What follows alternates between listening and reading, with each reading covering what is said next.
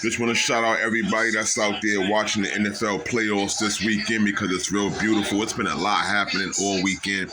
I mean, you had the games yesterday going on with the surprise from Jordy Love and Romeo Dobbs and them connecting and, almost creating that scare for San Francisco. And if it wasn't for like Christian McCaffrey coming through in the end and, some plays by Debo Samuel himself too. I mean, it was kind of a slow game because somehow the Green Bay Packers were able to contain the San Francisco 49ers. And they gave them a good run. And San Francisco came out on top of that. I think I did say it was going to be 11 points, somewhere around there, or maybe more. But, it ended up being a little bit less. Now, today you had these games between Detroit Lions and the Tampa Bay Buccaneers. And the fact is, these guys are both giving each other a run. Detroit was having such a better season than the Tampa Bay Buccaneers because the Tampa Bay Buccaneers, they were having an experimental season. They could have almost tanked this season, but they didn't tank the season. They kept going and they made things happen. They turned it around. Baker Mayfield right there at quarterback. Still have Mike Evans, the good veteran there who won a championship with them, and it was with Tom Brady in 2020-21.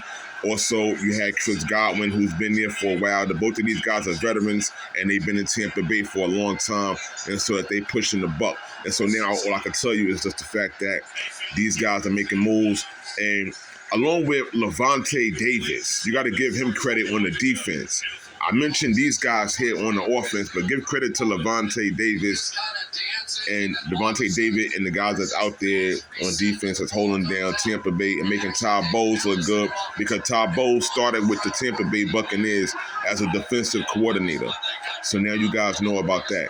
All right, now with Detroit, it's going to come down to Amon-Ra getting busy with the help of course, the quarterback,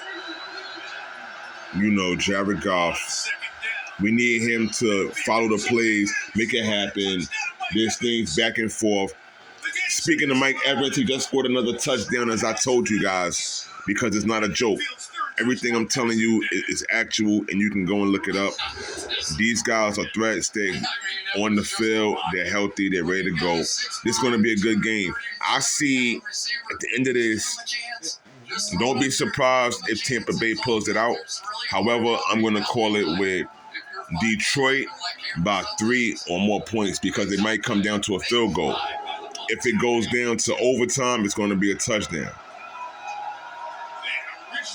In the Buffalo game with Kansas City, Pat Mahomes, he'll probably have over 200 yards passing, without a question, 50 yards rushing. Josh Allen, he may have at least 35 yards rushing, but at least 250, 300 yards passing because I think tonight's going to be an on-fire night. And I'm believing in him and Stephon Diggs and also Gabe Davis. Don't take nothing away from Gabe Davis because he's there. He's a second wide receiver. He's getting busy. And Dalton Kincaid, much respect to the rookie. Shout out to Buffalo. This Kansas City game is going to be what it is. For Kansas City to try to pull it out, I know Patrick Mahomes is going to rely on Rashee Rice because Rashee Rice is pretty nice and he does what it do. Isaiah Pacheco. But you guys are going to have to watch for yourselves and see this game starts at 6:15.